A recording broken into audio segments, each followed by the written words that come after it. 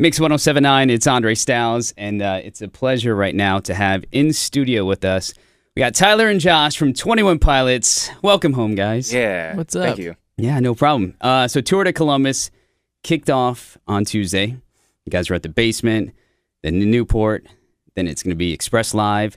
You guys get a day off, and then at Nationwide, then the Shot. Yeah. So I saw a video, Basement looked amazingly packed, everybody singing along to the songs and everything else like that. Sort of take me through the whole process of Tour de Columbus. I know because we had the Basement, Newport, and Express Live sort of all came out together. Did you guys originally say, okay, we are doing 5 shows in Columbus, regardless if they sell out or not? Or was this, man, we didn't know this was going to be that big of a reaction. We got to add more shows. When we first started releasing and announcing the whole concept, we knew that we were going to go all the way. Yeah. So we kind of picked that order, because that order is special to us. It kind of represents kind of our career here in Columbus, because we played all those small shows first here. And we really hadn't heard of another band doing that all kind of in 1 week in their hometown. We really thought it was a great thing to do. I don't know. It just kind of made sense, like, to wrap up the album cycle at home. Just right here where it sort of all started for you guys. Yeah. Was there ever any thought of going, you know what, let's do Ohio Stadium. let's take it even bigger and grander. We've been asked that a few times now. I guess maybe we need to. That sounds pretty much ridiculous to us. We still play shows and hope that people show up in our heads, because there's when you first start playing music, that's the number one concern is anyone going to show up. So for some reason, even though we haven't had that issue recently, there's still that like little bit of I hope people show up, I hope people like it. Well, and going back to your first question, I think there was kind of a gap in announcing shows to see how well some of them did as well, because we still go out and we're just like, I don't know if people are going to buy tickets, or are people over it, or are they going to come? And so that was a little bit of like behind the scenes thought process too. It was like, are we going to be able to even do this? Yeah. But you did, and I think that speaks volume to not only the fan base you have here in Columbus, where you guys are from and where you guys started, but also it speaks volumes to your guys' love for Columbus. You get artists that will sit here and say, yeah, I'm from such and such, I'm from such and such. But you guys claim Columbus, you go back even to the Grammy Awards, going up on stage and giving the shout out to the city and everything else. To me, it's when now people talk about Columbus, it's Ohio State football, 21 Pilots. You guys have pretty much put the city back on the map. That's an honor to hear you say that. I don't know. We've been all over the world now, and neither of us traveled very much before we started playing music, and so music has taken us. It's been the reason why we got on an airplane. I think I flew one time before I started playing music in this band. And when I was 19 or 20, it's like my second time on an airplane, so it's kind of all I know. But at the same time, between, 21 and where I am now, like, we've been all over now, and people ask where our favorite place is, and it's just, there's nothing better. It really is. It's not like we're not trying to be like sentimental or whatever. It really, we like the highways here. Like, there's like logistic reasons why 270, we like 71. Like when I'm explaining the it's like, okay, the steering wheel is 270. Yeah, this is where we're going. It's like, no, we just like it here better. So when you guys, do you ever? You guys have been on the road for forever. Do you ever get time to come back? And when you do, what do you guys enjoy doing when you're back in Columbus? Are there things that you're like, when we're back, even if it's for 24 hours, we got to go hit up these spots? Yeah. I always try to make it to Hound Dogs. Nice. I always try to. I'm trying to think. Family is a big thing for us, so we're always hanging out with them, trying to get together with them and try to be normal with them. A lot of times we'll have them out to shows. It's not really like a normal existence, just with the schedule of the day. So when we get home, always wanting to kind of do something active and hang out with our family is kind of a priority. Is there normalcy when you guys come home though? Compare now to 4 or 5 years ago? Can you guys go to Hound Dogs? Can you go, to campus area or Short North or Easton or Polaris, whatever it is, and walk around with people, hounding you and mobbing you guys? I think it's interesting because there's such a normalcy within the family setting. I think when we, like Tyler said, we get home and we do just kind of chill with our families and stuff, and that's just that's the people that raised us and that we grew up with, and none of that stuff's changed at all. But some of our new normal is kind of just like realize, because like when I get into Columbus, I got like a huge list of things that I gotta like go eat or drink or hang out, and also that I'm just like so excited.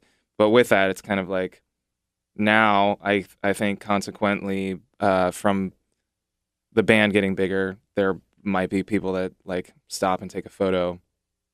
And that just kind of, I think if you kind of just go into it realizing that that's part of the thing, then it is kind of what it is. No stalker fans or no one in high school that was like, you guys aren't going to amount to anything now coming up to you guys like, hey, can I get tickets to this show, please? I've learned I have a lot more cousins than I thought. A lot of cousins. Like third cousin twice removed or something else like that popping up. Yeah. You guys talked about, I know family's huge for you guys. Is your family coming to all 5 shows of the tour to Columbus? Are they going to be at all 5 of them? They didn't go. Not our brothers went to the basement. Yeah. So we got our younger brothers to come to that one. Yeah. That one's probably the most crammed. Right. I think we will have family at all the shows. Maybe not like our whole family at every show, but they'll kind of like spread out. I think Yeah. And my brother was also like, I don't think I'm going to go to this show. I have a basketball game. It's like, okay, yeah, you go do your like rec league basketball game, and my dad's like, yeah, I might go watch him play basketball. You're like, thanks, Dad. Well, it's like you're doing 5 shows in a week. Right. They can miss a few. It's all right. Well, and you just had your dad up on stage at was it Firefly for Father's Day? Yeah. So I know that's pretty cool being able to bring him up there and have him with you for Father's Day. Yeah, we get to bring family out to different shows. He stole the show. He did. Yeah, he kind of he shut it down, as they say. Did they say that? He dropped the mic and walked off the stage and was like, that's it, I'm done. Yeah. Well, I mean, I've seen even with Tour de Columbus, you guys have, I mean, not only fans from Columbus, fans from Cleveland, Cincinnati, all over the States, but even people flying in from Dublin, Ireland. I mean, coming here for these shows. That's the impact that you guys are having on these fans. And your fan base is huge, going by the click and everything else like that, which is amazing to have. Did you ever imagine having this large of a fan base and this loyal of a following? I mean, even because you guys are doing the art show now with the fan art show. Yeah. And so you've sort of, broadened out with the fans and made them a part of everything. I think from the beginning, we've always kind of had really big dreams and visions, which I think any artist should if they're creating art that they believe in. But I don't think you can't like expect what this is exactly. And I think, in this art night is kind of, we look at, there's so many talented people that have kind of embraced this band and embraced us and then made art that kind of goes along with it. And so it's so cool to look at that and see that on a daily basis on Twitter or Instagram or people give us art. So to showcase it in this way seemed really cool to us. Speaking of art, you guys obviously have a lot of art and ink on your bodies, and you guys were at the Newport a couple years ago and did the tattoos on each other. Any tattoos planned for these shows on stage? Do you know how to tattoo? I do not. Okay. You probably wouldn't trust me with the ink in my hand, but well, so far we've gotten 2 stage tattoos. Right. One of them we did on each other, and then the other one was like by pros. And so far, nobody's known how to tattoo. It's always So I tattooed my name on Josh, and I never tattooed before, obviously, and I just went over it too many times. Yeah. And now it's like really, I have a heavy hand, they call. Did it hurt? It hurt him. Yeah. It's bold. It's never going to fade. You don't have to get it retouched up at all. I wear it proud. Yeah. Nice. 79, it's Andre Styles. We are back with Tyler and Josh from 21 Pilots in town all this week. Now, did you guys take Friday off just to have a nice day off, and relax a little bit before the two big shows? When we're on the road, we like to do 3 or 4 shows in a row, Uh-huh. and I think it's really for my voice, just trying to give it 1 day break. So to do 5 in a row, That'd be seemed stressful. Like, let's throw 1 free day in there, and it gives us room to do this thing we're calling Artopia, where fans are bringing in artwork to be shown, and there's going to be this art show that involves our fans that we're really excited about too. So we wanted a day for rest, but also to kind of like showcase other people. So for those that might have tickets to multiple shows, are the sets going to be changing up for all the shows? Are they going to be the same with different things thrown in there? I mean, what can people expect? We've worked really hard to try to throw a few changes in there, but logistically, it's just really tough. You rehearse in one venue. Like, we rehearsed for our basement show in Nationwide Arena. Oh wow! So just put yourself there, like how different that rehearsal is going to be from the show.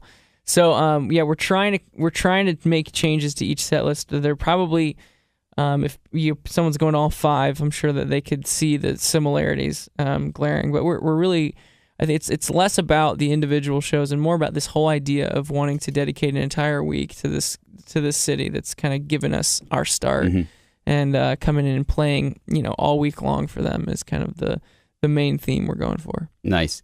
All right, so let's talk about some of the music now.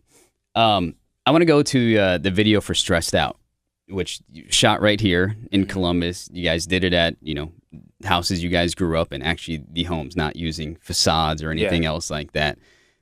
But the thing that I liked, and I want to ask you about, the handshake at the front door.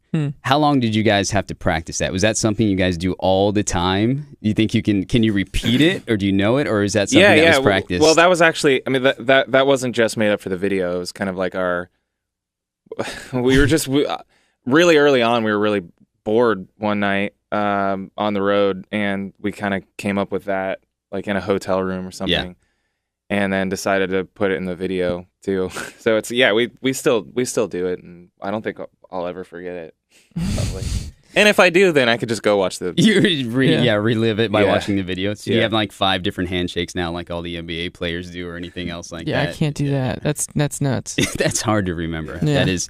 And then Heavy Dirty Soul with the fire and the sparks and everything else. Like, I mean, were you pretty much engulfed and your drum set in the fire and flames? Yeah, that was kind of the best part for me, because it was like 8 negative. No, it was 8.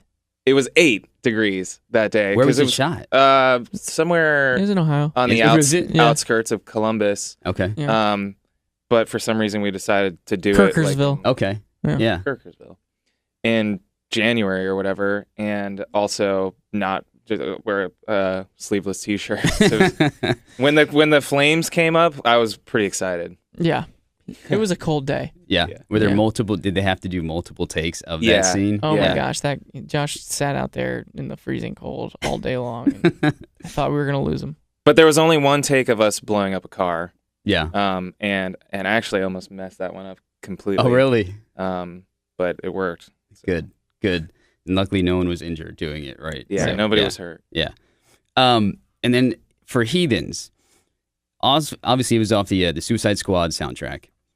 But did you guys have the song written before the movie was even, in play or in mind? Or did the movie people reach out to the label and say, hey, we would love to have 21 Pilots write a song for the movie? Sort of how was that process?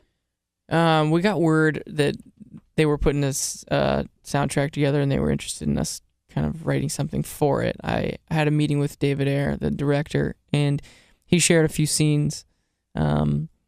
And had some ideas. He's like, I really need like a twisted love song type thing. I need a shoot 'em up Will Smith is shooting guns type of thing, and give me a few options. And I wasn't really vibing with any of the options that he threw out, and so I kind of just took on my own narrative, this idea of having not seen the movie, but seen some clips and had the idea like if I were in this group of people, if I were to bring a friend along, like what conversation would I have in the car on the way over to that meeting?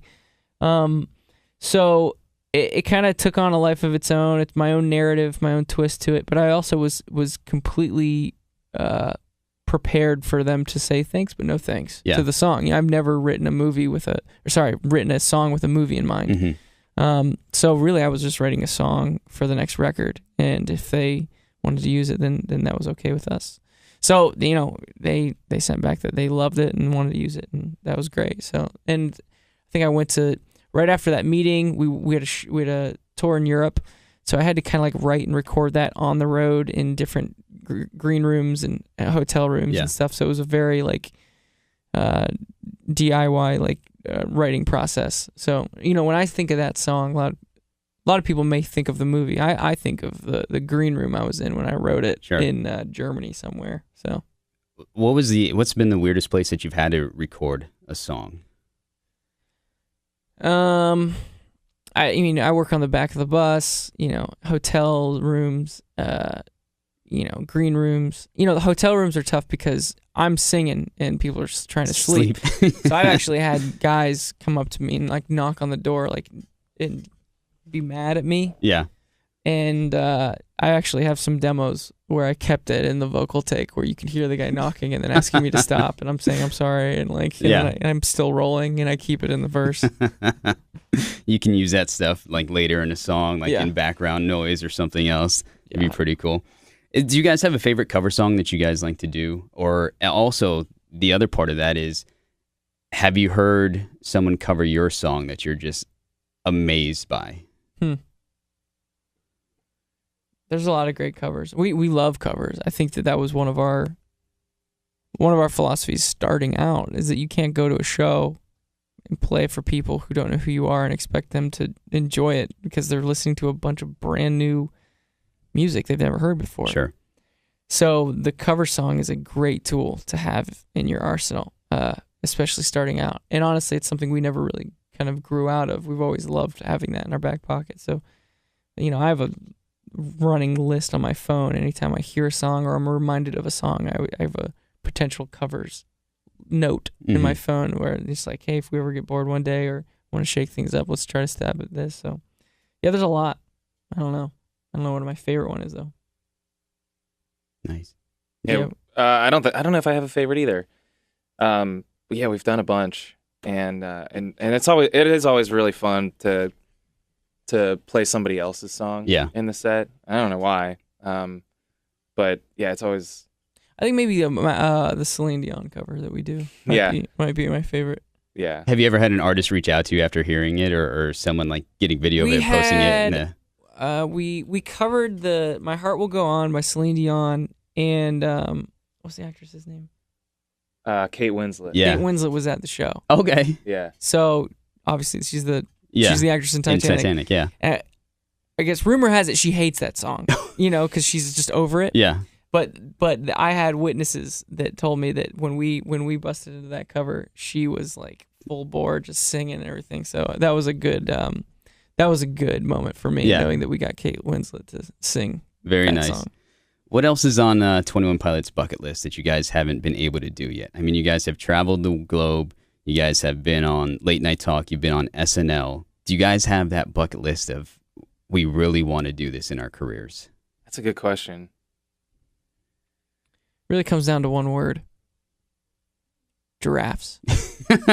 We want to come in, start a show, riding giraffes. Look, we might be able to make it. We've got the Columbus Zoo with Jack Hanna. Right, I mean, there. Right? And we can make that call. Is this thing on? Yeah. You guys listening? Jack, Columbus Zoo. We've got contacts up there. We could try and make that work, Yeah. I would say giraffes is right above Grammy. Yeah. Yeah. That's the obvious next step. Yeah. Or what was kind that? Of a silly what was question, that giraffe honestly, that was on? knows. What was that giraffe that was on Facebook Live for like months and months giving birth. And giving birth? Oh, Yeah, wow. you just get that one and ride that out onto the stage. The baby? Yeah. You can ride the baby. You're a little smaller. Yeah, thanks. Yeah, that would be the bucket list. We have talked about that for years. What the giraffes? Yeah. Yeah. But I don't know if I want it to happen, because then we cross that off. Then we quit music. Then we just are done. Yeah. That's the pinnacle. 40 years down the road, just riding giraffes out on I feel stage. like if we mention this dream of ours for our entire career, we're gearing up for like the end of our career, actually getting to ride a giraffe. I feel like that's what's happening right now. And then we got to go work at Starbucks. Yeah, after that, it's all over. Serving frappuccinos and That's everything right. else like that. No, that's not even close. Not even close. Well, you guys won the Grammy. Obviously, we all know that the acceptance speech and dropping the pants and everything else like they're going up on Boxers, which my kids absolutely loved. But they play that over and over. We DVR'd it, and they will rewind it and watch it the whole time. They absolutely loved that. So how far in advance was that planned? I mean, were you guys like, I mean, you talked about sitting on the couch years ago saying we're going to do this. Yeah. So was it that weekend you're like, we got to do this? Well, I think we kind of remembered that conversation because that conversation really did happen. And it was actually, it was kind of before, it was just as Tyler and I were kind of starting to play music together when that initial conversation happened. And then probably about a week before the Grammys, we were like, oh yeah, do you remember we talked about doing this? And we sat down, we were like, we should definitely still do that. But it wasn't until really the day of the Grammys that we kind of decided that we were actually going to do it. And we had conversations with each other, like, should we do this? And then we had There's a lot of deliberation. On the van ride over, we had some family with us and Yeah. stuff. And there was a vote, people thinking we should or shouldn't. Yeah. So we were definitely on the fence. Was there a reaction when you guys walked off stage by the producers or anything at all? Like, maybe that wasn't the best idea? Or, were people giving you guys high fives backstage for it? Afterward, yeah, everyone loved it afterward. I think the worst moment was between when we stood up and took our pants off and then walked on stage to give the speech. Because I think that what made it was kind of like explaining why. Yeah. Not just kind of like randomly just, Right. hey, let's just do it. So that was kind of the worst moment. But then afterward, I think it was kind of like almost like a sigh of relief. And then afterward, James Corden was super pumped about it. And a couple of people were just like, that was really funny, or that was great, So then I think we felt really relieved. How long until you got your pants back on? We went up with our pants in hand. So we actually thought about it. If we were to leave our pants at our seat, we got to then walk backstage and do a bunch of press in our underwear. So sometimes they walk you around the building to Right. come back to your seat too, and we're like, we don't know where we're going. They get the if we're seat going back fillers to our for you, seat, right. or are they just going to sit there the whole are we going to get them back at all? And so They're rented. You might not get your money back after renting them or anything else like that. But it was right. But it was crazy because we decided this that day. We're literally sitting in our seats, kind of figuring out logistics, and we should take our belts and our shoes off just in case we win. And then we were like, well, what do we do with our pants? So then there's all this. yeah, there was There's some a plan. plans. It There's was a stressful, plan, right? Yeah. Yeah, it was. I hope we never win a Grammy again. Yeah, please. You got to top Jeez. that next time, right? Yeah. We're talking with 21 Pilots in town for a tour to Columbus. You guys won the Grammys. You're nominated now for 3 Teen Choice Awards. I saw that just came out, so congratulations on that. Tour to Columbus is pretty much the end of the tour right now. You guys are going to be taking some time off, been working on new music. What can we expect now, after this weekend to hear from you guys or to see from you guys in the future? Well, we're going to take a break for sure. And, we're never not working on stuff though, so I'll just, be working on what the future is for us. Just whatever sounds right to us. It's funny, we all have now all these exterior pressures, whether it's our fans or critics or radio or, whatever it is that may have a voice into what should happen next for us. It's great to really just go back to what it was at the beginning, which is just Josh and I asking ourselves the question, what do we like? Mm-hmm. What do we wish a song would do? And then just having the guts to do it. And we're going to continue that philosophy into what we create next. Great. Well, we appreciate you guys stopping by. I know the shows showed out. Everybody looking forward to them. We can't wait to look forward to what you guys have coming out in the future. So you guys are welcome back, of course, anytime. Stop Thank you. on in. I appreciate it. Tyler and Josh, 21 Pilots, thanks so much, guys. Yeah, Thanks. thank you.